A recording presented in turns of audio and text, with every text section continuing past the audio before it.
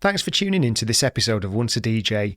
If you'd like to support the show, then head to onceadj.com/support to find out how you can help. If you'd like to get in touch with any feedback or suggestions, email onceadjpodcast@gmail.com. Once a DJ is produced by the good people at Remote Control. If you'd like to find out more about working with them, head to remote-ctrl.co.uk. Time for the show.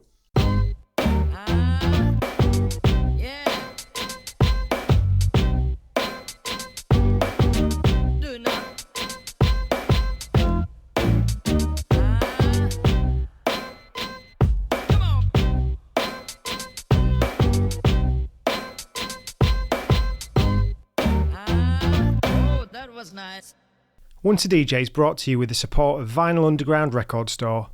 Since 1993, VU has been shipping new and used underground house, techno, disco, hip-hop, soul and more worldwide from Northampton in the UK. They're your go-to store for upfront releases, repressed classics and deep digging for undiscovered gems. And they're a great crew to deal with who really care about the music and their customers. To show the support to the Once a DJ community, they're giving you 10% off your next order.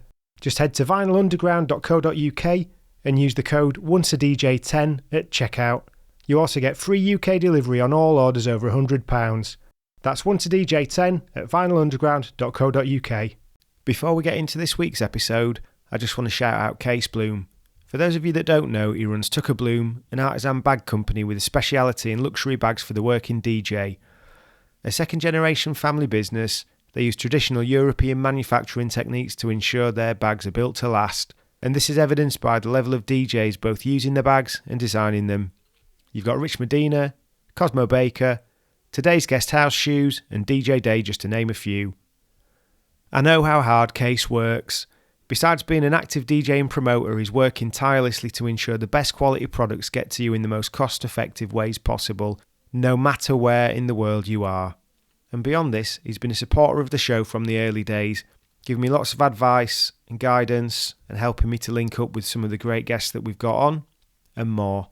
If you're in the market for a new DJ bag and you want something that's going to grow old with you and not perish after a few busy summers, then head to tucker-bloom.com to check out their amazing range of DJ bags. Right then, here comes House Shoes. House Shoes, thanks for coming on Once a DJ. How are you doing today? I'm good, brother. Appreciate you having me. It's amazing to have you on, and something I really like with this project is hearing from people from different places, especially when they've got, the place has like a musical identity of its own. And I mean, Detroit it's just huge, isn't it? You know, you've got Motown, you've got the techno, you've got some incredible pillars of hip hop. And you're the first guest we've got from Detroit, so I'm really looking forward to getting into where it all started for you, really. So, yeah, what was around you growing up? Was it a lot of Motown or?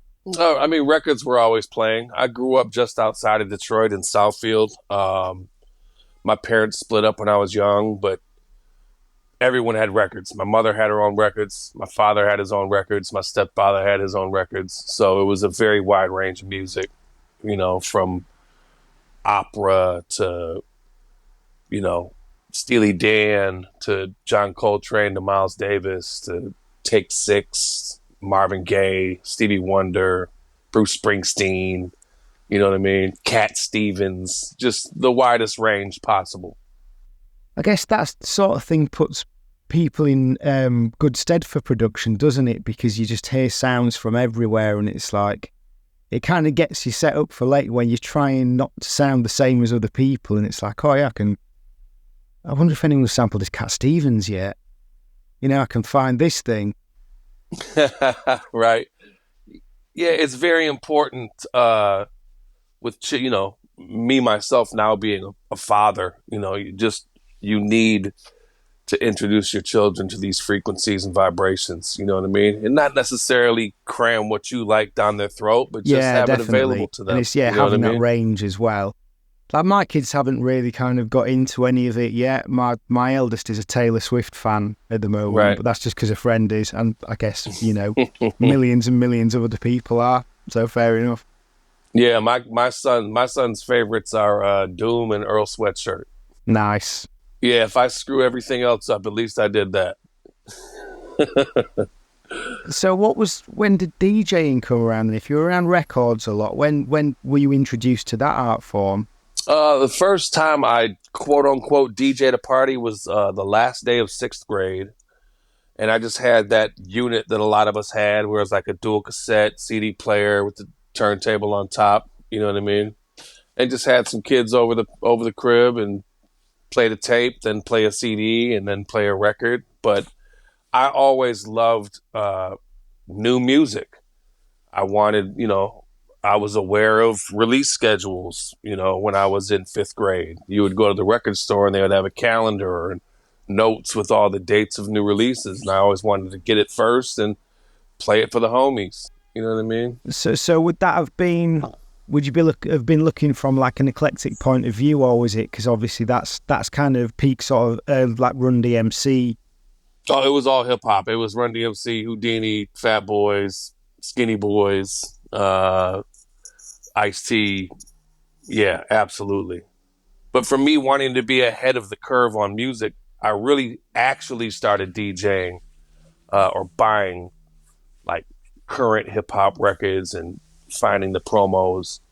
Like my senior year in high school, because I had a buddy who was a DJ, and the first time I actually finally went inside his crib, he just had records everywhere, and that's where I learned about test presses, and that's the first physical creation of a song, because they would make test presses and they would be available in different markets because they would want to test different songs in different regions. You know what I mean? So then I started figuring out how to build relationships with people in these record stores so I can get my hand in the stash. Was there a big community at that point then in Detroit?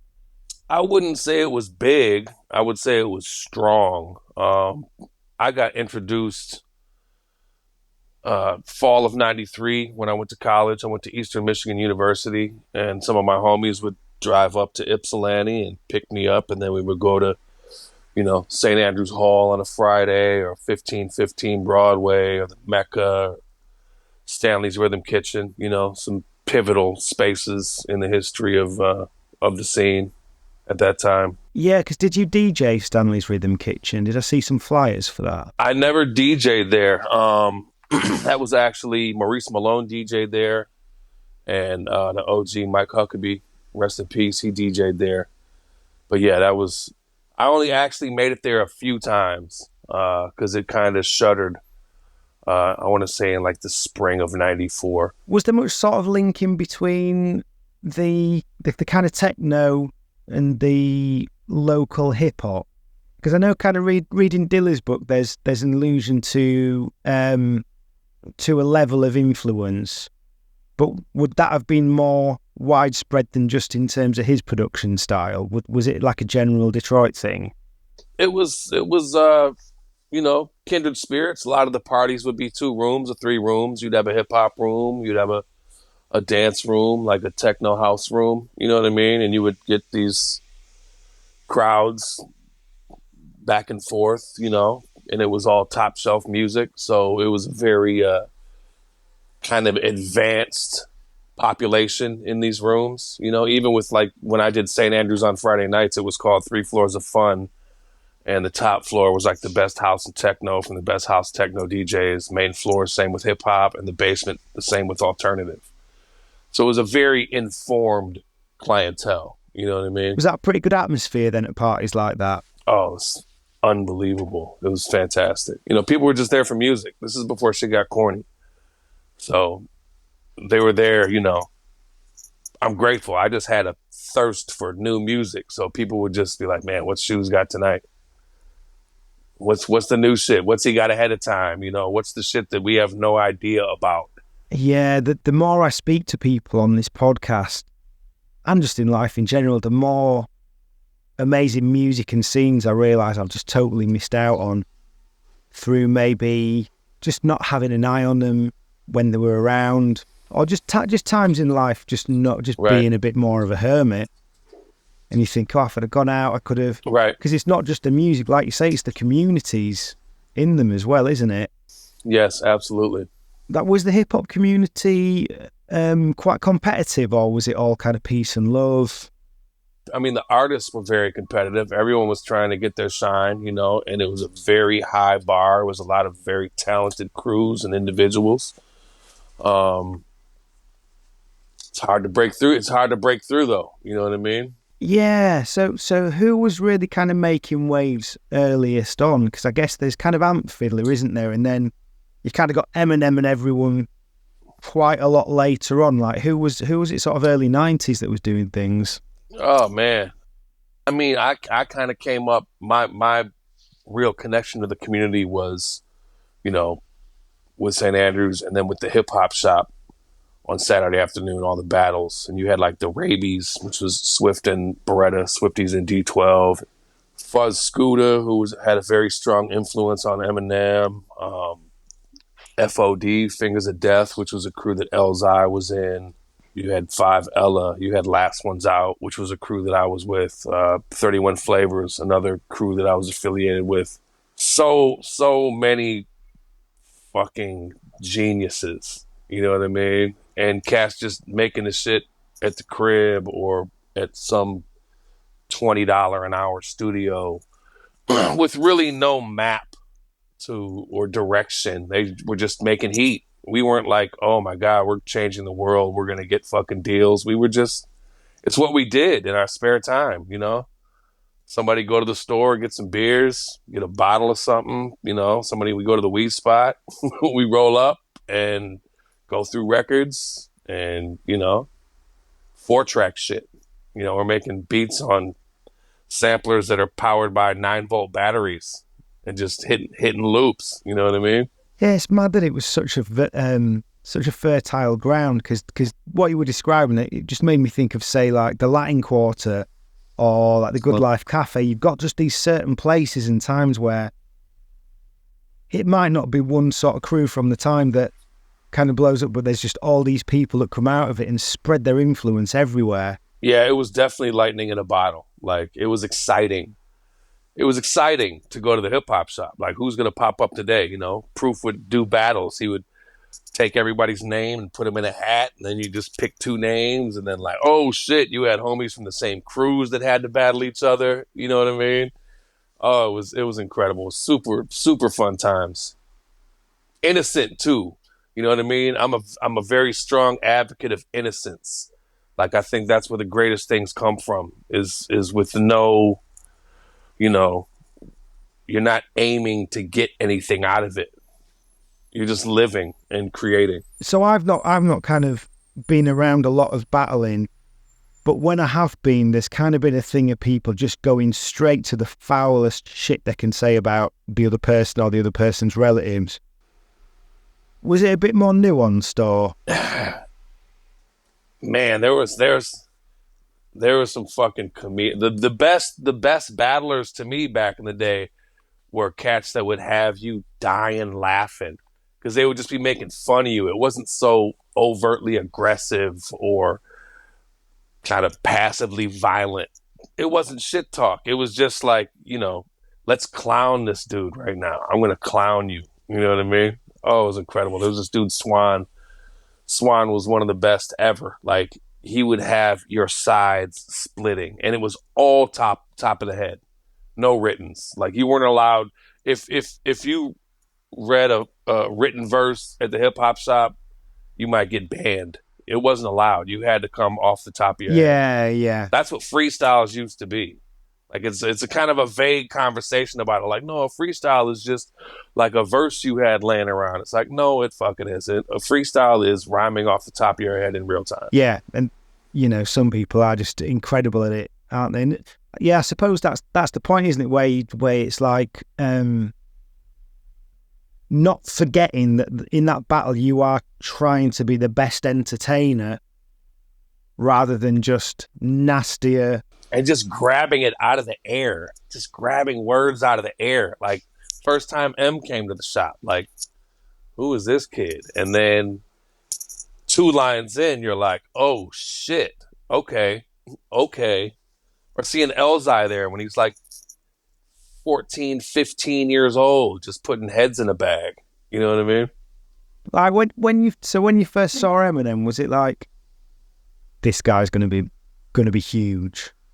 Oh, absolutely. Yeah. I mean, I don't think any of us could ever have imagined that it would become what it's become. But it was definitely, I've seen maybe 4 stars ever in my life where I saw them and I was like, I'm not sure of the scale, but this guy is going to do something very major. You know what I mean? Eminem at the Hip Hop Shop, Danny Brown in the beginning of his era, Anderson .Paak out here in LA, 10 years ago. Like, you just see him and you can tell, like, I saw Anderson .Paak. He opened up for a show that I had with Shafiq Hussein from Sarah maybe like 15 years ago. And he was really, really dope. But you come across a lot of really, really dope people in your travels. And it didn't really register like that because I was rocking with Shafiq Hussein. That's the big homie. That's Master Teacher. But then when I saw him maybe like 3 years later, he had a weekly residency for a month at this spot called The Lyric on La Brea. And the entire crowd was like high school kids. And they knew every fucking word to every song that he did. The room was absolutely packed. And I told him that night, I was like, man, you're going to get on a fucking plane in the next few months and you're going to come back to something totally different. You know what I mean? And it's so great seeing those moments. There's a lot of haters in the world. They're like, oh man, they're mad that they're not getting their shine on. There's nothing better than seeing somebody achieve what they've been trying to achieve for their entire career. Yeah. Totally. Like I went to school with the girl who played, do you know Doctor Who? Yeah, the TV show. Yep. Yeah. So I went to school with the girl who became Doctor Who, and you see this person on screen. It's just amazing, isn't it? You're like, oh my God. Absolutely. And especially like certain things like, with the DJs that you've DJ'd with and stuff, and you're just like, oh my God, they're on a world tour. They're off. There's a guy that DJ Angelo who I used to cut with and stuff, and we'd sit on his sofa drinking cups of tea, watching Scratch Perverts and the Allies and people like that. And then fast forward a few years, he's worked his arse off. And then he's in that world, they're his peers now, not these people that we're just sitting there going, oh, wouldn't it be crazy to meet them? Yeah, everybody wants to keep their secrets. And you know what I mean? Like they want to, like, oh, I know about him, but you don't want to spread the gospel. You know what I mean? Like, tell people about what you love. Like, stop keeping it in your pocket. That's why I'm a secret. You know what I mean? Like this is a very niche space that I run my game in. You know what I mean? Like, and I'm cool with that because I never was thirsty I was just trying to play records and help the homies out. You know what I mean? Yeah, well, that's something I wanted to get into with you as well, because, I mean, a lot of what you've done is about bringing people up, getting their music out there. Is a lot about, you putting out records by your peers and the people around you, isn't it, from what I've seen? Absolutely. You know what I mean? I just want to I like giving kids their first record. Like, if I'm not really tripping, like, even if you're incredible and you have a pre-existing catalog, it's like you're already doing it. When I started the label, it's like I want to give kids their first record because it was literally Street Corner Music was a response to, a really dope young producer that nobody knows making really dope music and then like being satisfied with a heart on SoundCloud. And none of this shit is guaranteed. Like, there's been regime changes in areas in the world where buttons have been pushed and platforms have disappeared. You know what I mean? So unless it's on a record, it's not guaranteed that it's going to be here forever. And the permanence and the existence of a vinyl LP is basically the only real goal of the label. There's no marketing and promotion budget. I mean, if I did like a PR campaign for a record, it costs more than the profit that we're making off of 500 records. So just put good music in good people's hands and hopefully, the word will travel. So was it always the goal? Because I mean, you started doing it in the 90s, didn't you? Did you put out Dilla's first record? Is that right? Yeah, which is crazy because I never looked at it like that. You know, that was a homie. He was dope, and all these labels were fronting on the remixes, and I was like, let's just bootleg them, bro. And then there was drama, uh, post mortem with Dilla and a lot of shit back home, and I was going through a lot with that. And one of the homies one day was like, "Man, Shoes, forget about anything that anyone's ever tried to say about you negatively in regards to Dilla. You put out his first record." And I was like, "What are you talking about?" And he was like, "Bro, the JD Unreleased record is the first record with JD as an artist." And that shit knocked the wind out of me. Like, I had to sit down for a minute. You know what I mean? Like, I wasn't doing it for that. I was doing it because it deserved to be on a record.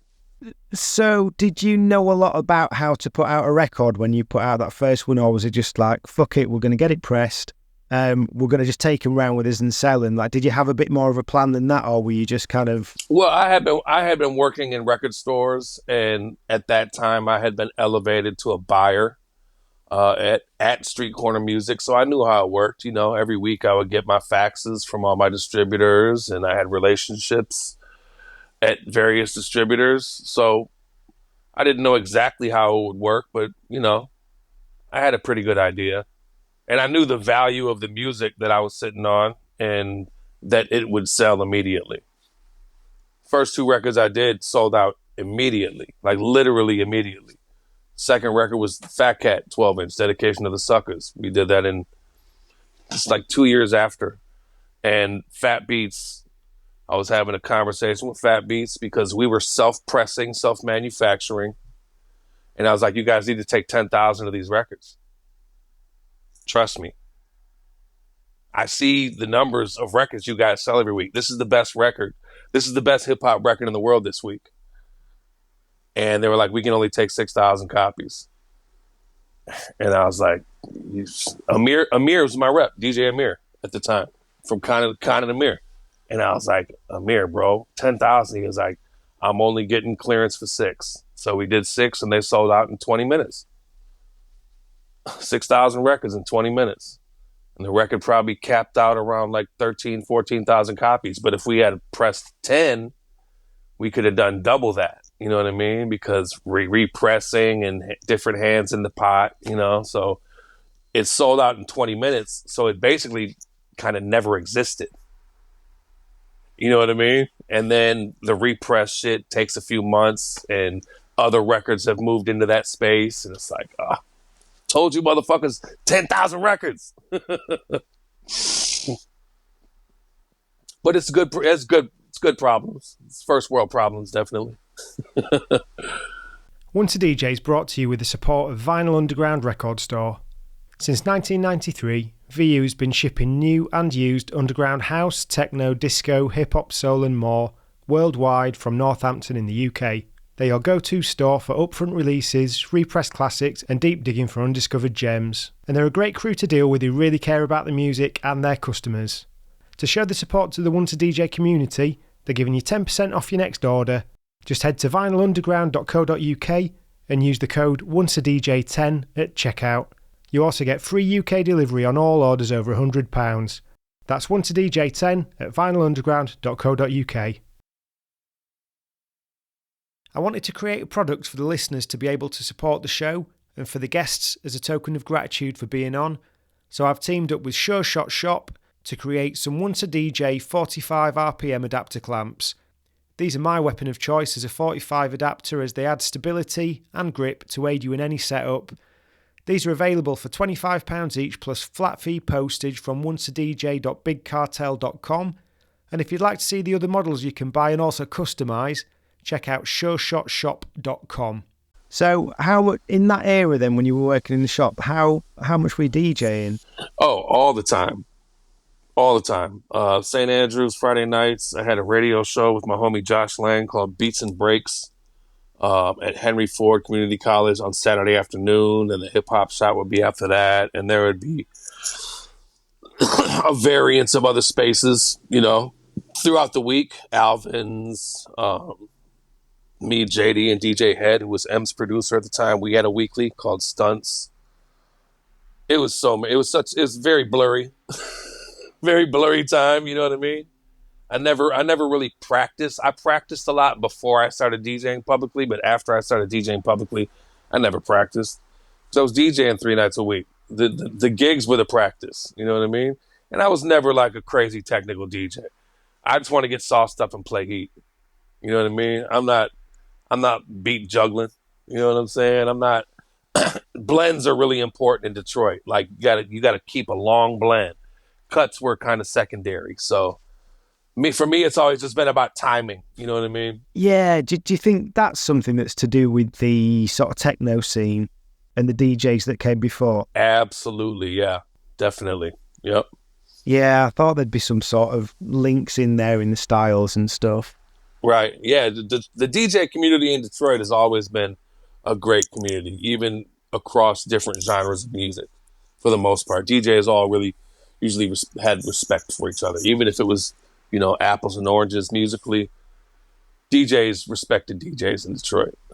Yeah, it must have been amazing being there through the 90s and just all these little things bubbling up. Like, who was the first person to kind of really break through and be that person who would, say, be recognized on the street? Ah, man. Well, I mean, the hip hop shit, we were misfits, bro. We were weirdos. They looked at us like we were crazy. Detroit's not a hip hop city. Detroit is a street rap city, like hood shit. You know what I mean? Like, we were like, these motherfuckers' clothes look crazy. What are they listening to? That music is weird as hell. It was like a micro community. You know what I mean? Like, you could put the entire community in a room easily. Like the top shelf talent. Radio DJs, of course, Mojo, Electrifying Mojo, The Wizard, Jeff Mills. Jeff Mills would have like 6 turntables doing mixes on the radio. Unbelievable. You know what I mean? Yeah.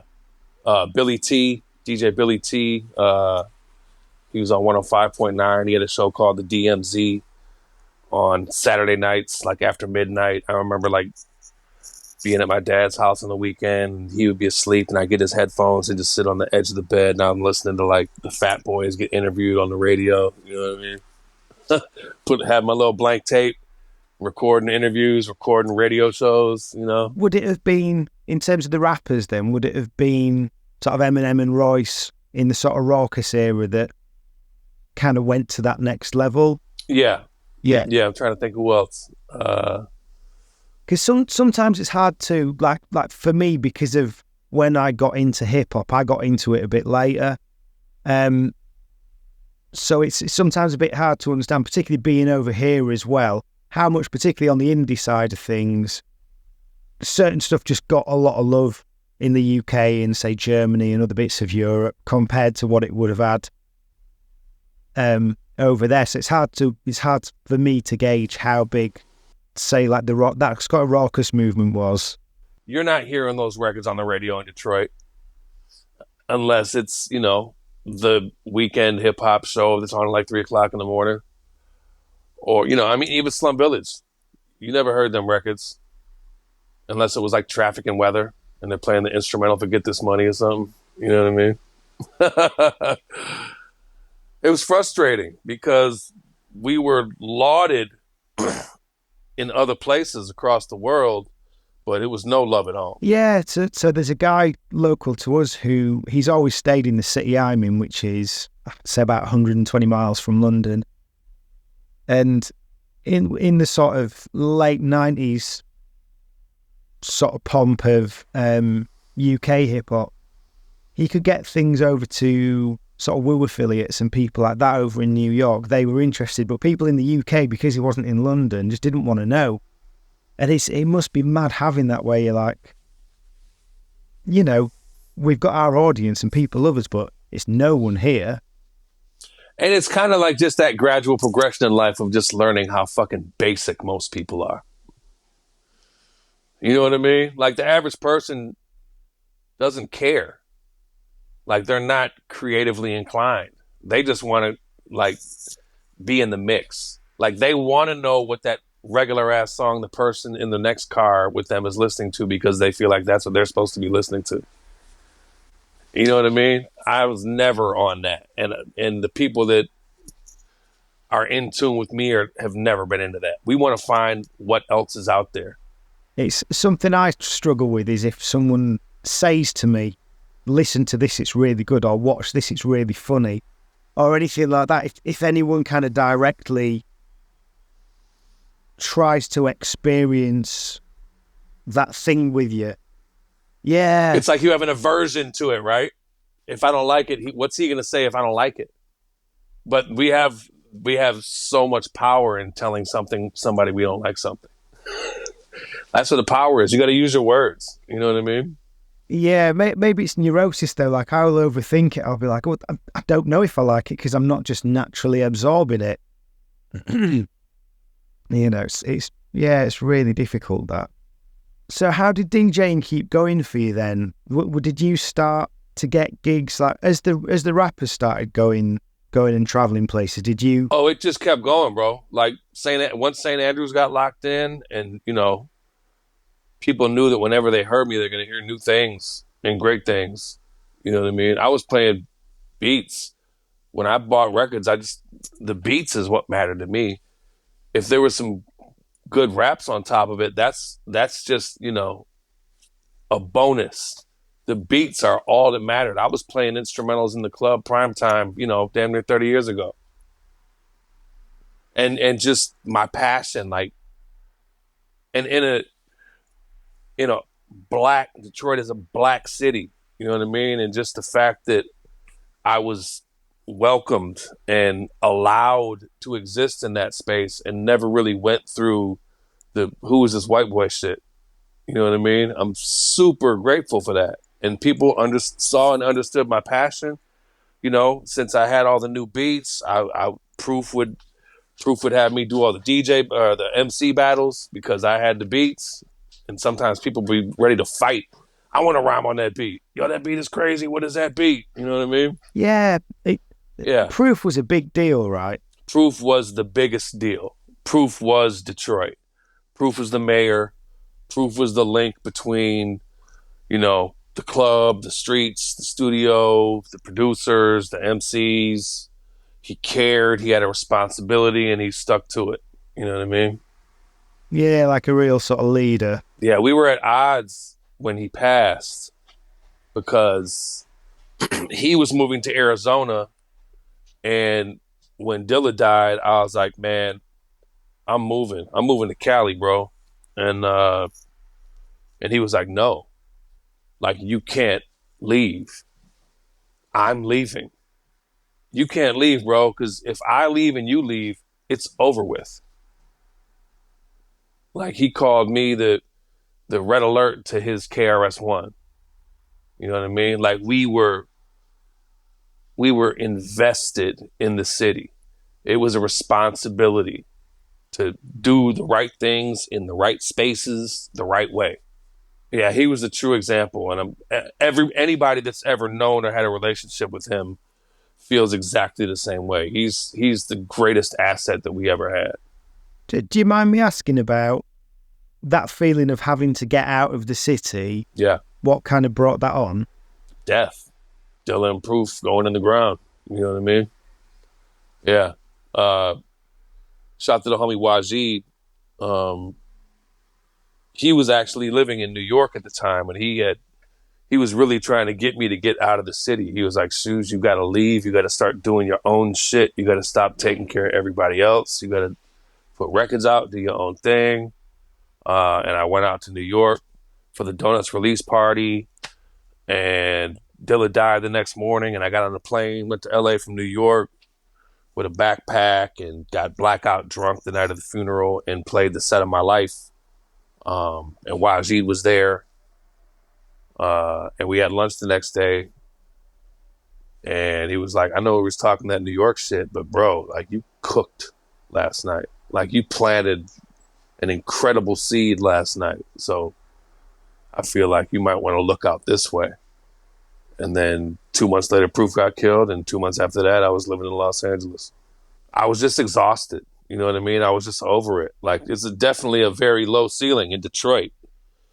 Not sticking to the norms and moving along those routes. You know what I mean? And I had been at the top of the food chain in what I do for years. And the funny thing is, I was like, I gotta go and do my own shit. But I just moved out here and did the same shit. I just moved out here and took care of other people. Oh yeah, yeah. Because I was going to say, it sounds like you're just one of those people. Like some people are just built that way, aren't they? They're almost like mother hen, but you know, I'm sure there's probably a better term for it. The den leader. It's just easy. It's just easy for me. Like I'm not particularly wired to help myself. You know what I mean? I don't know how to do that, but I can get everybody else's shit in order in the blink of an eye. Even like the records on the label, Street Corner Music, like I made all those records. I don't take projects. You can't just send me your project. You got to start sending folders. And I'm picking them beats and I'm sequencing the album and I'm coming up with the artwork. It's like selfish. That's the way I'm selfish. Because I have, people call me golden ears. I know what the fuck I'm talking about with this music. So I'm grateful they trust me. Is it more as an executive producer than in a sequencer? Because you've been a producer on quite a lot of albums, haven't you? Well, yeah, my personal productions, yeah. I haven't made a beat in 15 years. I stopped making beats when I had kids because I was very solitary producer, and it just wasn't really space in my life for that anymore. You know what I mean? You know how it is. But then I started kind of just making albums with other people's music, and it like that. I can go through 100 beats in 10 minutes. Whittle it down to 20, and then it's like, okay, we got to get it down to 16. And then when I hear the beats, I'm like, I hear beginning, middle, or end. Like this is something that would be at the beginning of an album. This is something that would be in the middle. This is something that would be at the end. Yeah. Oh, I'd love to do that. Oh, it's fun. It's fun. I'm pretty over it now at this stage. I don't know what will further happen with Street Corner Music, but I'm definitely putting that shit down for a while, if not permanently. Just built a great catalog, 82 records in 10 years, but once again, other people being paramount to myself in this, there's not really been an emotional or financial reward in quite some time. You know what I mean? So I just, I'm still trying to figure out how to make it fucking shoes time, man. You know what I mean? It's frustrating. I've never had a manager that could do a better job than the half-assed job I can do for myself. So why would I give you 15%? You know what I mean? It's difficult, and I think it's almost like you're giving away a bit of yourself. Like I work for myself, and I really want to get other people involved more than I currently do. But for one thing, it's feeling like you've got the financial situation to do it. And for another thing, it's letting yourself let go, I think, is really hard. It's like, I think it was Tim Ferriss in the 4-Hour Work Week book that came out years ago. He was running some, I think like a vitamin company or something like that, and he decided to go off to learn Chinese shadow boxing or something like that, and some sort of long, like going away for months, and he just assumed that his company had just like run itself into the ground, but he came back and it was running more successfully than it would have been just with him doing his thing. And sometimes it's... Yeah, and with me, it's always been a one-man show, and it's exhausting at times, you know what I mean? And I did a post a few weeks ago. I hate saying that because I fucking hate social media, even though I'm on it like 5 hours a day. Dreams come true, but nightmares come true too. And one of the greatest fears of my life would be waking up one day and not really wanting to do this shit anymore. And I don't really feel like doing it anymore. And I'm not going to force anything. Like DJing, I'm always going to DJ. You know what I mean? With just the record shit, it seems like it's kind of ran its course, aside from the fact that I haven't heard somebody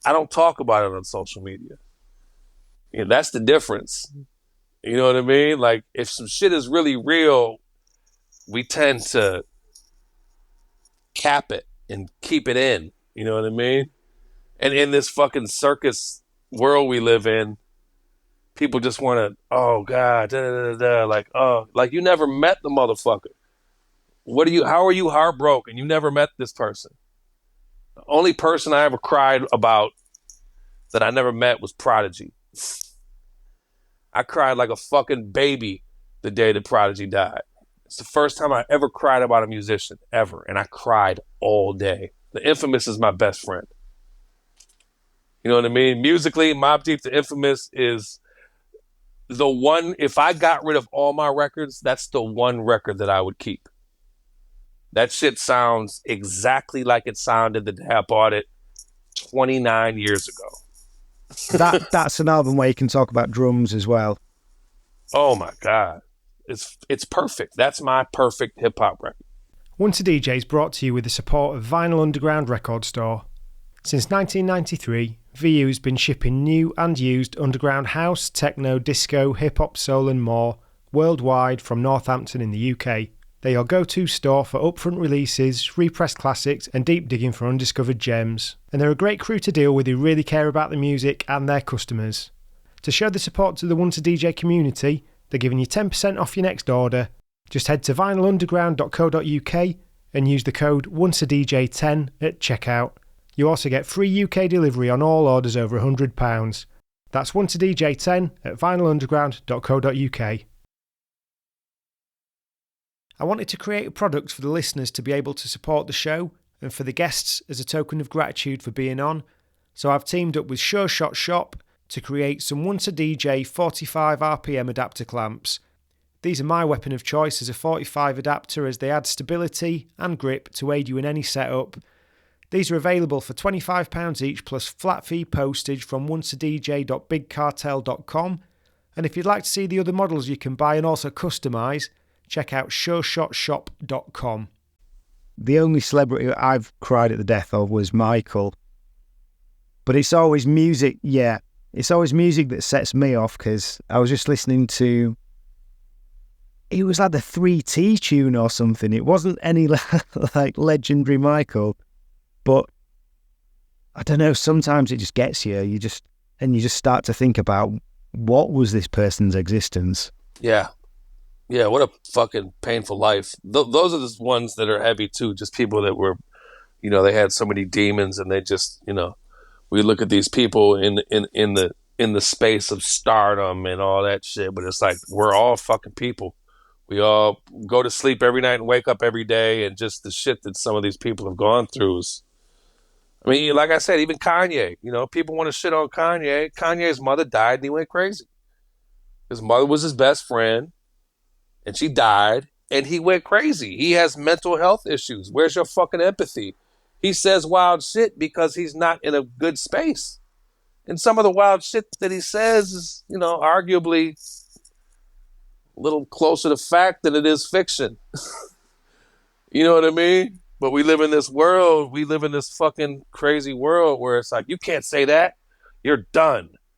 But you give all this other crazy shit that he said a pass, but this is what you have a problem with. You know what I mean? Yeah, it's a funny one. I think as well on that point about people with demons, I think what you seem to have had more in the last, say, 10 years is it's more of the young kids, more of the sort of 20-year-old up-and-coming rappers that, for one reason and another, end up dying early. Through that. I mean, it's more, you get it in kind of like the drill scene and stuff like that, don't you? These kids that are just in the streets so heavily and stuff. And yeah, the world changed when they took cartoons off Saturday morning. You know what I mean? Like, being a child, we were children. You know what I mean? Like, being a child was an active experience, and it seems like ever since that happened, it's just been a gradual progression to kids not being kids at a younger and younger age. Like, all the entertainment got more and more grown. You know what I mean? Like, I don't want my kids watching some shit with real people on it. I was like, put a cartoon on, watch cartoons. Like fuck Saved by the Bell and all that other, like when they started doing that, I was like, oh, this is not gonna be good. You know what I mean? I'm a fan of Saved by the Bell, but I've got my issues, so maybe they're linked. Who knows? It was just so different than watching a cartoon though. Like cartoon was like kid shit and like Saved by the Bell was like, okay, I'm not a kid anymore. Or I'm growing up. You know what I mean? It's pushing certain adult behaviours and situations, I think, isn't it? Right. And I think nowadays with it, without trying to sound too old, with YouTube and the algorithms and the fact that it's all about kind of pushing and keeping that engagement, so it's always going to want to edge a little bit more extreme. It's really hard to lock down, and your kids will just, if they're just on it, they can just gradually be kind of subjected to slightly more and more sort of adult things, I think. And right. You know, our 9-year-old will huff and puff like a teenager, or like what I expect a teenager to do. And I would guess that it wasn't quite the same level when I was a 9-year-old, and that it's just like, it's a lot of learned behaviour, things like that. But yeah. I mean, we had the news and we had newspapers. And we went over our friend's house to play after school. And we rode our bike for 3 miles. You know what I mean? And we just had to be home by night. And now it's just, man, like kids are just available to so much and they're ingesting so much information. You know what I mean? Like it's, kids come home and just play video games with their friends remotely. Like there's no real life shit going on. You know what I mean? Like the shit that we would get into just in the afternoon, casually out in the world doing kid shit. You know what I mean? That doesn't exist anymore. Me and my friends took the kids swimming the other week. I know we're kind of going off on one a bit here, but me and my friends took the kids swimming a few months ago, and his son was 10 or 11 at the time, and his friend came. And then my friend was taking him home, and we went for coffee and stuff, and he's like, oh, do you want to come around to our house to play? And he's like, no, I'll just go home and play him on Xbox instead. And yeah, that just kind of summed it up. Or if we wanted to play video games with our friends, we had to go over their house and play video games with them while we're sitting right next to each other. You know what I mean? Yeah, so I guess with something like this, it must be something, maybe I'm being presumptuous, but with your tendency around caring and leading in a community and things like that, I guess these sorts of things must be even more obvious to you, because that physical community isn't the thing that it used to be, is it? And I guess if you were around that sort of thing so much. Oh, yo. I mean, even just post-COVID. Oh, massively. COVID whooped my ass, and COVID whooped a lot of our asses, and COVID whooped a lot of communities' asses. You know, like, I realized during COVID that I've had extreme social anxiety for my entire career. I only really drink when I DJ. I'm not, if there's some homies here that I ain't seen in a minute, we'll have some drinks. But when I DJ, I need to get sauced. I need to get out of my head. I need to get completely loose, because I got hired at St. Andrews Hall when I was 19 years old to DJ in front of 500 people every night. 500 adults. You know what I mean? Like, oh man, shout out to my homie Lito. Lito was the head of security. This cat DJ Cheese, who was one of the DJs on the main floor, on the hip hop floor. Is that DMC DJ Cheese? No, this is not a cat. But he got in a fight with the alternative DJ and punched the alternative DJ in his face in the basement. They got in a fight and he got fired. And I had been coming to the club every Friday night for maybe, at this point, 4 months, and I would just have a little stack of records. I'd be like, can I get like the last 10 minutes, 15 minutes? And who the fuck wants to give up the end of the night? And they were letting me rock my little shit, and I was doing little weirdo shit, like Marvin Gaye acapellas over like Black Moon instrumentals, you know what I mean? Sexual healing over fucking Bucktown. It was, and they were fucking with it. And yeah, Lito pulled me in the office. He's like, you want a job? That was April. That was April of 1994, 30 fucking years ago. Like 2 weeks after I got hired at Street Corner Music. It was like a perfect storm, bro. Like it just all, you know what I mean? I got hired at the record store that I eventually would end up naming my record label at, and hired at the venue that would become my office for the better part of a decade. You know what I mean? Within 2 weeks of each other. That's pretty impressive. 500 is not a small crowd for an early gig. Right. No, that was, I mean, I was allowed to have the platform in the city. There was no bigger stage than St. Andrews on a Friday night. You know what I mean? We've kind of touched on bits around your timeline. So how did your time remain in Detroit? Did you just kind of stay steady through that time, or was there kind of... Oh, absolutely. Yeah. Yeah. Well, so I DJ'd at St. Andrews Hall off and on for 9, maybe 10 years. And then I just got fed up because the most money I ever made at St. Andrews on a Friday night was $200. When I first got hired there, I was making $80 on a Friday night. There was 500 people in the room, and this club is making probably $100,000 at least, if not more, every Friday night. You know what I mean?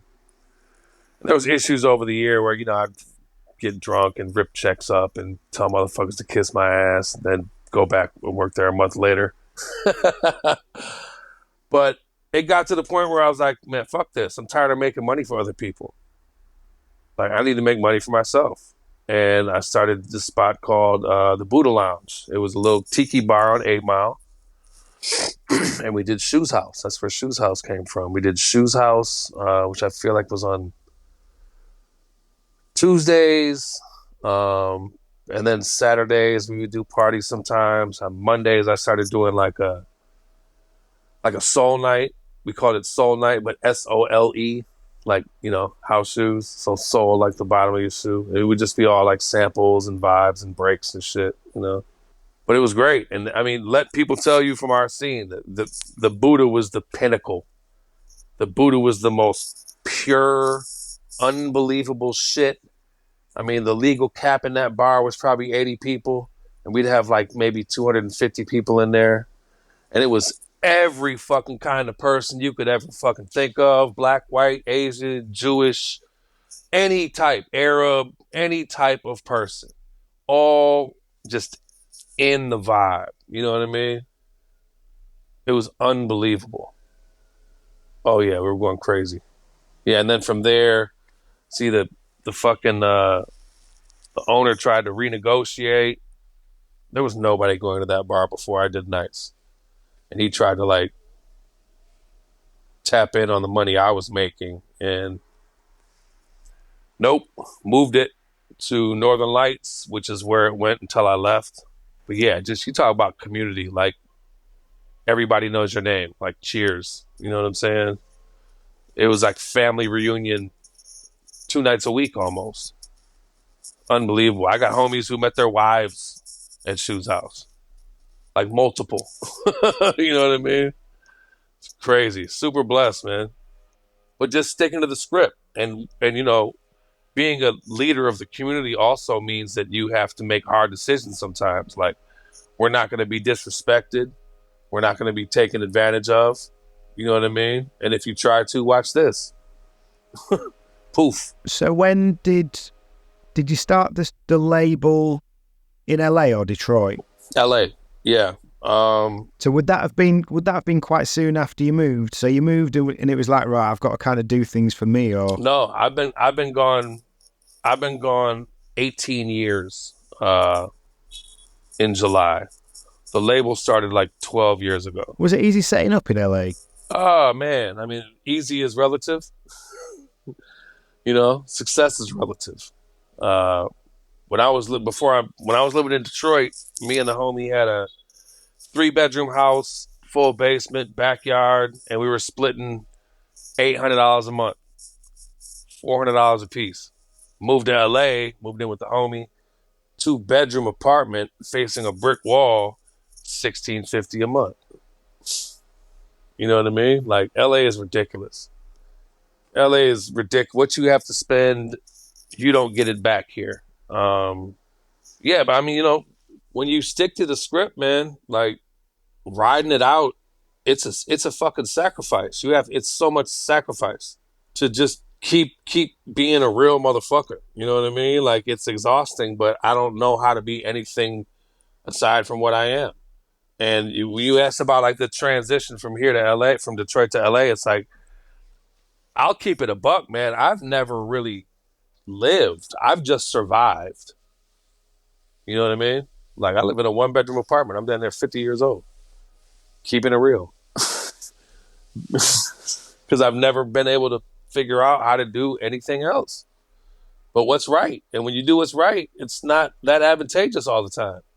I mean, spiritually it is, and integrity wise it is. I can go to sleep every night I can look at myself in the mirror before I go to sleep, and I can look at myself in the mirror when I wake up every morning and know that I never shitted on anybody. I never did anybody wrong. I never played ball. You know what I mean? It's more important. But I still need to get my kids some fucking bedrooms. You know what I mean? So that's what I'm navigating these days. Yeah, because you've just covered, because it was the big thing that you said to me on the phone when we talked the other week, was that integrity can mean sacrifice. So I appreciate you kind of going in on that. So when you went to LA, was it easy enough to pick up gigs? Had you got a good sort of, because you've been traveling around, right? I never traveled outside of Detroit when I lived there. I never cared. I did one gig outside of Detroit. I played in Cleveland like maybe a month before I moved to LA. One gig ever. Because it's like, why would I? It's that hard-headed Detroit shit. Like, why would I go DJ somewhere else? You know what I mean? Like, we do this shit here. We got, 2-3 nights a week. You're not the first guest to say that. I had someone else that was local to me that was like, when our city was in its pomp, like, it had some of the best clubbing in the country, so why would he bother trying to get into London? And, you could get all your needs met in that one city, so why make it harder for yourself? Then I moved to LA and I went to, I've been to 47 countries. So, that's why I had to leave. You know what I'm saying? That's one of the main things. I wouldn't, if I would have been in, there's a lot of honor in just living on one block your whole life and like repping for your fucking block and shit, but it's very short-sighted. It's very small, but there's a lot of honor in it. I understand. And I usually have a lot of respect for the people that live that way, but the world is way too fucking small, man. You know what I mean? Like, you might want to rep another block one day, but you're not even allowing yourself to. Yeah. But yeah, LA, it was off to the races as soon as I got here. Shoes House started up within the first month I was here. I went to Do Over the day after I moved here and met anybody in the scene that I didn't already know. You know what I mean? Yeah, I mean, there's loads of good parties in LA, isn't there, as well? Sort of regular ones and stuff. At the time, there definitely was. I don't even go out anymore. I don't even go out to. I don't even like going out to shit that I want to go to anymore. You know what I mean? It's like, oh man, it's 9:00. Yeah, I'm the same. If I could stay up later, I'd be more into going to do things. But yeah, 9:30, I'm done. But also post-COVID, it's really wild because it's such a change in the landscape socially, because a lot of people just stop going out, and them kids below us, like the kids, like, it's just such a young kind of foreign crowd to me. And like I said, social anxiety, like, I'm not comfortable. You would think I'd be real comfortable being in a room after doing this shit for 30 years. But I like being in a room with my friends. I'm not good with strangers. I'm from Detroit. We don't, you know what I mean? Like, if I'm DJing and it's my night, it's totally different because you have like ownership in your head. Like, you own the landscape. So you walk, I walk a room differently when I'm DJing than I do if I'm a guest. Yeah, it's something where I kind of realised, and I guess maybe it's probably been over the last couple of years, it's kind of occurred to me that a lot of my friendship, I don't have a lot of friendships that are based around a musical love for music. It's more around just like drinking and having a laugh. which isn't a bad. It's not a bad thing, but there's other ways to get your needs met than just at the end of a bottle. So it's like trying to navigate that, and it's like how do you now kind of try and build a community that's around that, particularly when you're sort of in your 40s and older and stuff. It's like how do you get that community where everyone's in it together for the same sort of goal? Yeah, I don't know if it's gonna happen again. And I don't want to be the old head. It's like it used to be better, but I'll tell you, the older I fucking get, it used to be better. And it's not like something to take offense to. It's just we're not shitting on the kids when we say that. Motherfucker, it used to be better. Like I believe my parents when they said that now. Like it just used to be better. And I bet you their parents were right too. It just used to be better. You know what I mean?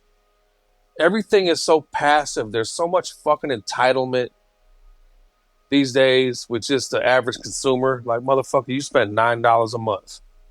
You know how much money we fucking spent? Like, we had to spend money. We had to get jobs. That's the reason I wanted to get a job, so I could buy tapes. You know what I mean? These kids don't have to, like, you don't have to, there's no investment in anything anymore. You don't have to invest money to create music, and you don't have to invest money to purchase music.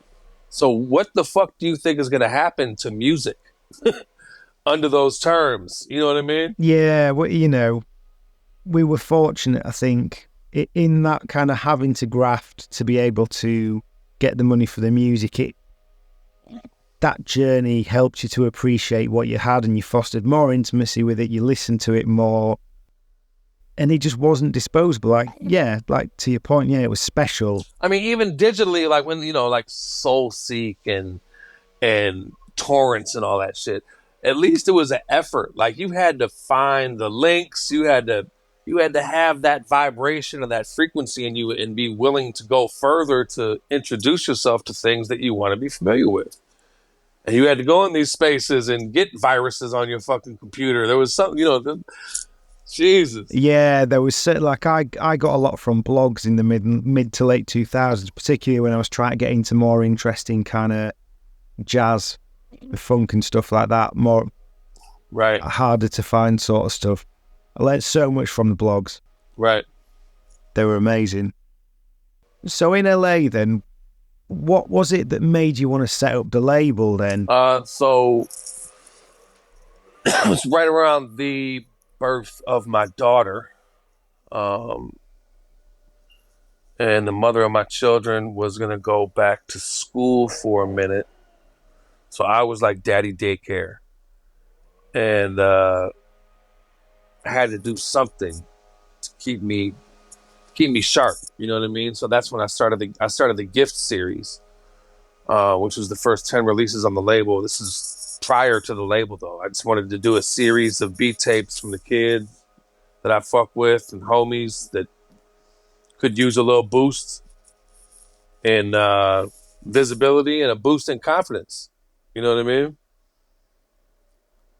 So I handcrafted these beat tapes, and it's called The Gift because they would be free downloads on the holidays. Shout to the homie Joe Dent, who was a fucking king of a man. He used to run the show at Fat Beats. He literally did like the work of 10 men. And, for me, I worked at the brick and mortar in LA. And of course, throughout all the record stores I've been working at my entire career, had a very good relationship with distribution and all that. He talked me into it. He was like, Shoes, let's just press them up. Like, we'll make it easy for you. Like, I didn't sign up for that shit. They signed me up. He talked me into it. You know what I mean? I'm just one guy. I'm the creative. I'm not a grunt. You know what I mean? The creative shit is attractive to me. The grunt shit isn't. He was like, just get us artwork and masters and we'll start getting this shit out. That's how it started. And, 11 years later, 82 records, Yeah. I missed the shot. I wanted to do 100. The original goal was 100 records in 10 years. Came up a little short. Only a couple things really didn't happen. And like I said, I don't force shit. So it is what it was supposed to be. You know what I mean? The 82 records is 100 records. That's how I look at it. If you're a DJ who's been wanting to get into production but don't know where to start, or if you're looking to level up your beat making skills, look no further than howtomakemusic.co's online courses and personal coaching. Chris, the founder of How to Make Music, as well as knowing a load about music production, was once a DJ, and so his courses are ideal for the likes of us. From the Music Theory Essentials course to the incredibly thorough Ableton Turbo Start, there's a ton of good information to get you developing your music production skills. In addition to the video tutorials, there's a load of reference guides, and they even offer personal coaching to get you where you want to be even quicker. And if you buy any course at howtomakemusic.co using the code onceadj at checkout, you'll receive 10% off. So what are you waiting for? Visit howtomakemusic.co. You know, you've done a lot of projects in different capacities over the years. Are there any particular ones that you're proud of beyond others? Like there's any kind of standouts? I mean, my album, probably the only album I'll ever have, the Let It Go album,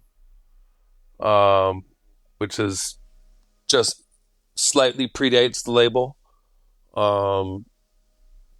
Probably. So I met up with the homie when I was still working at Record Surplus out here. Probably, 5 years ago. The homie Andre Torres. He used to be the editor at Wax Poetics magazine, and at the time he was head of catalog at Universal, which is kind of a crazy title. Just head of catalog. And we were talking about the label, and I brought up Stro, and I was like, man, it'd be really dope to do like an official James Brown remix, have Stro do like an official James Brown remix album. And he was like, yo, that'd be crazy. I'll go talk to him and see if I can get stems over ASAP. Right? So 3 days later, the story breaks about the Universal Studios fire. Remember when that story came out? It's like the most devastating shit ever in life. There's if you Google like long reads, like Google like Universal Studios fire long read, they had lied to everybody forever about this shit. Now, entire catalogs of music were just ash, like the entire Impulse catalog. Every physical master, ashes, just as one example. And they had been lying to all these artists and rights holders for years. So that immediately put the brakes on the James Brown shit. And maybe about a year later, we ran into each other. He might have called me. I think he called me. And he was like, Shoes, Friday's my last day at Universal. But I got the James Brown shit greenlit. I was like, word, dope. Budget wasn't really shit. And record labels are fucking idiots. Like, you wouldn't understand how, like, it almost, sometimes it got to seem like self-sabotage, like, at every step along the journey. But, you know, I brought Stro into that situation, so I fucking went hard on it. He didn't have to lift a finger. I made sure, because the budget already wasn't shit. So you're not going to be dealing with any funny shit. I'm going to deal with all of it. And you just got to talk to idiots like they're fucking idiots. You know what I mean? Like they accidentally leaked like the single a month early. And they sent me an email and basically said, we're just going to act like we didn't. And we're going to announce the record in a month. And I immediately responded like, no, you're going to announce the album tomorrow. Because he's just going to field all these, Stro, what's up, people? All the homies start hitting him up like, no, do the fucking announcement tomorrow. And if you want to do any PR for it, I hope you have a budget for that. because you have PR campaigns for every album you ever put out. So if you want to do any interviews with Stro, you have to pay them for them. It's a remix album. He's not making a penny off of it in perpetuity. All you get is the fee. You know what I mean? There's no publishing on remixes. How excited was he, though, to get that? Oh, he was super excited. And the end of the story is when the record finally came and I opened it up and I saw executive produced by House Shoes for Street Corner Music on an official estate-sanctioned fucking James Brown record. Like, that was just like with the homie saying, you put out JD's first record. That wasn't the fucking intent. But when you hold it in your fucking hands, like, I started crying when I got that record. I was like, this is fucking crazy. Like, got my name on a James Brown record. Just from wanting to do something dope. You know what I mean? Grateful, man. Peaks and valleys. You got to be grateful for the peaks. You got to be grateful for the valleys, too. Because without the valleys, there's no peaks. You know what I mean? But that's, again, that really kind of goes back to your point about that melting pot in Detroit. You know, the people that are just doing things for the love. You know, because there's Black Mill, like I said, there's Danny, there's Eminem, there's Royce, there's Proof, there's Dilla, there's Slum Village. There's just so many people that came out of it. And yeah, it's a beautiful thing. I appreciate you sharing it all with us, to be honest. It's been really nice to hear about it. How are things for you now then? Is it generally the sort of day-to-day? Is it made up of the just kind of going out and DJing and twitching? Is it called twitching? Yeah, I mean, more so Twitch. Yeah. More so Twitch. I mean, if I can make in my living room what I can make in a club, why go to the club? So did you start that in lockdown then? Yes, May of 2020. Yeah, and it was just self-care. It was like, I got to play some fucking records or I'm going to go nuts, and I'm just going to let you guys watch. It wasn't about anything, you know. And I would do 8 hours twice a week. Mondays and Wednesdays, I do 8 hours. Yeah. Really? Yeah, the longest stream I did, I think, was 15 hours. That's a lot of stamina. I mean, I played 8-hour sets in real life. The funny thing with me is, like, people are like, man, like, how can you play 8 hours? And I'm like, how can't you? Like, I got fucking 200,000 fucking songs on my computer and 10,000 records in the room. And, 90 minutes in, I'm just getting comfortable. Regardless of the fact 30 years in, like, you know what I mean? I still need my warm-up. I need to drink my whiskeys. Need to find my lane. But it's great. I'm super grateful for it. I definitely got caught up. Obey your thirst. I got caught up for a minute because, you start watching other people, see what they're doing, and you see what they're making. And I cracked 5 figures a couple months on Twitch. You know what I mean? 5 figures. But for I was doing it every fucking day. You know what I mean? I was doing 150 hours a month. And that, 10 grand is cool, but not for 150 grand a month, 150 hours. Like, I used to get on a plane that someone else paid for, stay in a really nice hotel room, eat some really good food, and play records for 2 hours and make anywhere from, $2,500 to $5,000. But that shit is dried up too. Like, post-COVID, it ain't the playground that it used to be because a lot of spaces are lucky to even still exist. So they're trying to make up for, you can't really roll the dice like you used to, I don't think. I mean, I wouldn't. I'm not in the space to roll dice. And I'm just tired of trying to cultivate it. I'm not about to try to cultivate a night. I'm 50 years old. You know what I mean? Where's the fucking money? How much you got? Nah, bro, I'll be at the crib. Let me know, though. You know what I mean? Like, give me a fee. Give me a fucking fee and I'll be there. But other than that, I'm in the house. So, did you start with the intention of making money, or was it? So, did you say it was just purely just to do you? No, not at all. It was just sanity maintenance. Sanity maintenance. And 2 years in, it started paying the rent. We started paying the rent like 1 for 1. And then 3 years in, it was, paying 2-3 months a month.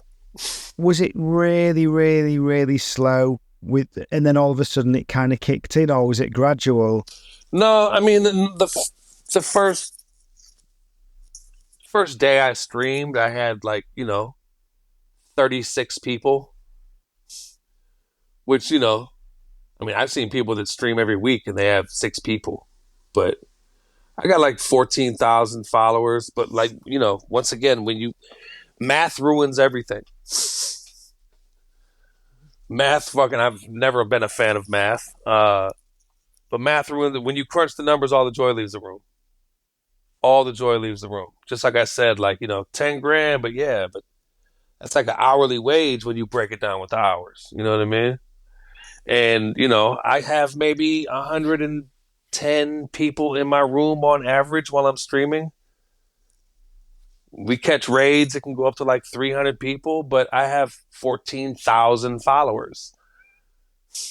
Why is there only 100 fucking people in the room when everyone gets a notification? But like, see what I'm saying? The more deeper into math we get, the life just gets fucking sucked out of it. Yeah, totally. So I just fell back to my normal routine. I do Mondays and Wednesdays, pop-ups here and there. I'll probably pop up today when I feel like it, playing some shit. You know what I mean? So is revenue based on, is everyone subscribing to Switch and you're getting a slice based on your viewing figures and engagement, or is it that people donate to you? I've not really used it. It's a combination. It's subscriber-based, and I fall into this space called Prime Partner Deluxe or some shit. So it's a 70-30 split. Then they can tip you also. They have bits, as but the money comes in gift subscriptions. That's how, you know what I mean? And I've had a couple people drop like 100 packs, like 100 gift subs at once. It's like, fuck, bro. Once again, it's like $400. But seeing that shit, and that shit charges the room up, you know what I mean? And you like, this motherfucker just spent $600 on my fucking channel. That's really dope. But yeah, it's become, not become, from the beginning, it was very escapist. It's just kind of fight or flight. Like, let me fucking run away from everything and just try to find my zone, try to find my fucking happy place. You know what I mean? And gradually introduce that to like-minded people. You know what I mean? But it's a really dope space. There's no dumb shit. There's no trolls. I've only blocked maybe 10 people in 4 years. Very kind community. I try to talk about like how important kindness is, and you just try to be a better person every day and do something nice for a stranger with no fucking intention of getting anything from it. You know what I mean? World is fucking broken, man. And there's two kinds of people. You either care more than yourself about everybody, or you care more about everybody than yourself. You know what I mean? Yeah, and are you still doing the beat battles then? The SCM flip battles? No, I mean, like that, bro, all that shit's about to go into storage unit. And it's a bummer because we didn't get to finish a few things, but like I said, my heart is just not in it. So maybe that shit will reawaken one day. But for now, I'm just, it doesn't make me feel good. Like, you know what I mean? The only reason I did it was to feel good and do good things. And not only does it not make me feel good, when I think about it, it just makes me feel bad now. Yeah, and I think it's really important to have that that recognition of it, and not be pulled by being duty bound with something like that, because you've got this community, but you've got to look after you as well, and if running that's just gonna run you down. It's very similar, man. It's very, very similar to Fat Beats, right? So when I was working at Fat Beats, it's a fucking ghost town. on Melrose. Like, nobody ever went to Fat Beats. Like, they would do like $80 days. Like being open for 12 hours and do like, $150. Weekdays on average was like $300 or less. Weekends a little bit more. And then you announce that the fucking store's closing and people come and buy every fucking record off the wall and the bin. And like, I I produced that last day at Fat Beats. Like I got the whole lineup together. Because the homie that was managing quit when the shit hit the fan. And I was like, this is fucking Fat Beats in LA. Like it's history. It's not going to just go out quietly. We're going to get every motherfucker that gets it. It was a crazy lineup. But I got up on the mic and I was like, good job, guys. You bought every record. I've been telling you motherfuckers to just come here once a month. Come here once every couple weeks and spend like $50 for the last 2 years. And now you crying and sad and it's all your fucking fault. You know what I mean? I ain't broke even on the last 3 records I put out. I'm sitting on thousands of fucking records. And it's all heat. If you fuck with me, it's heat. Like, the tip, the frequency, the vibration. And yeah, I'm tired. I'm putting that shit in the fucking closet. And people are going to be like, oh, no. And it's like, hey, man, too late. You can't even order these motherfuckers. I'm not running back and forth to a fucking storage unit to send you some records that have been out for fucking 5 years and you knew about them. Well, I mean, it sounds like you've got things in perspective and you're making the right moves for you. So I think I'll think of a better outro. Yeah, let's not end it so dark. It's real though, man. A lot. It's party culture. People always want to make, some nights you feel like shit and you have to fucking play a party. Like that's a strange pivot that I never got into this shit to do a dance party. And in the hierarchy of DJs, it's like you ain't winning without a dance party. I used to get mad at St. Andrews fucking 25 years ago when all of a sudden the homies want to play like Prince and Michael Jackson for the last hour.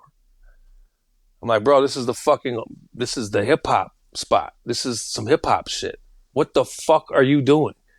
They play Prince and Michael Jackson at every fucking club at 1 o'clock in the morning. But they want to get their ego stroked. They want to feel like they run the party. You know what I mean? And I'm fucking bashing heads in with Diggable Planet B-sides at fucking 1 o'clock in the morning prime time, 84 beats per minute. And people are going crazy. You know what I mean? I had people hungry for the new shit. And I didn't play. I played great fucking records. And it's crazy to get a reaction from a room when they've never heard the record before. Rooms will go up all the time off something that's very familiar. But to be able to send a room up with something they never heard before is completely different. You know what I mean? It's rare I DJ a dance floor now, but before, part of me kind of winding up the DJing in the first place was anytime I'm going anywhere with a dance floor, I'm just playing the same songs. Because I think, had enough of trying to play new things in the wrong spaces, or maybe I was just playing the wrong new things. Like I never quite nail that, because I think for some people, I don't know if you found it, but if you get certain people that have got a name of a level, like just people will just dance to what that person's playing, whether it's good or not, and that can be really disheartening as a DJ. Oh, absolutely. But it's very, there's never more value in anything than transparency. Seeing that and knowing that, okay, we got a room of sheep. When I left St. Andrews and I started doing Shoes House, it was me for 5 hours every week. Like, it became, I don't like doing one. You can't do shit in an hour. Like, I DJ'd from 9 to 2.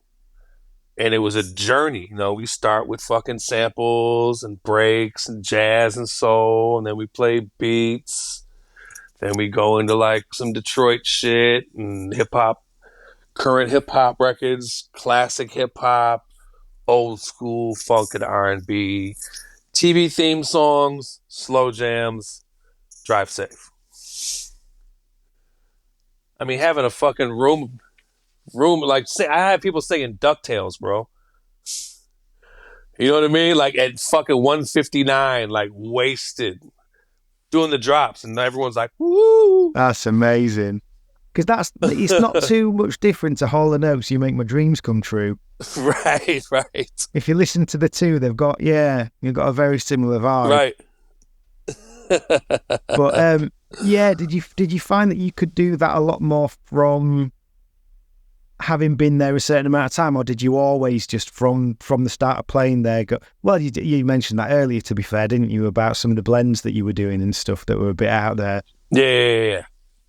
Yeah, it was playground, man. It was playground. Like build the vibe, and just it's a very gradual progression, and then all of a sudden, 12:30, and we're fucking going nuts. And then at the same time, be able to bring it down at the very end. You know what I mean? Because you got to bring the energy down. Like especially in Detroit, there'd be a lot of fights at the end of the night because everyone would be so, not in my spaces. I only had one incident ever, and that was when the homie Hex shot the Hex murder. He put somebody's face through a window in the front of the club or something, but it was love in the rooms when I was doing it. You know what I mean? It was community. It was fucking friendship. It was fellowship. It was fucking amazing, man. But still, we got to bring it down at the end. Like, you know what I mean? I'd try to get motherfuckers pregnant at the end of the night playing the slow jams. Right. On that point then, if we just start to wrap it up, because I think it's been a really fun conversation, and what up? Really nice to hear more about the city, about the notable people, about all the communities that you've been part of as well. So just before we do come to a close, do you want to shout out your Twitch stream, Twitch channel, socials, all that sort of thing? Absolutely. Yeah. Twitch.com/shoeshouse. Notifications on. I'm not too crazy with the ads, but you should still pay for it. It's like 18 cents a day. House Shoes on Instagram. I deleted Twitter finally. I haven't had a Facebook for probably about 14 years. You don't need to exist in all these spaces, especially, knowing how poisonous they can be. We don't need them. They need us. So, yeah, you ain't got to play ball. That's the best thing I could ever tell you in any way, shape, or form or fashion in life. You can do exactly what you want to do. You don't have to live by anybody else's expectations or rules or any of that. Cool. All right, then, man. Well, thanks very much for that. It's been an absolute pleasure to speak to you. No doubt, Adam. I appreciate you, brother. Thanks for tuning in to this episode of Once a DJ. If you'd like to support the show, then head to onceadj.com/support to find out how you can help. If you'd like to get in touch with any feedback or suggestions, email onceadjpodcast@gmail.com.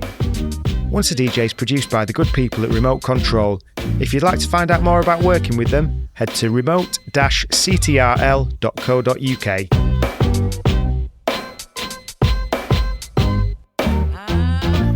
That was nice.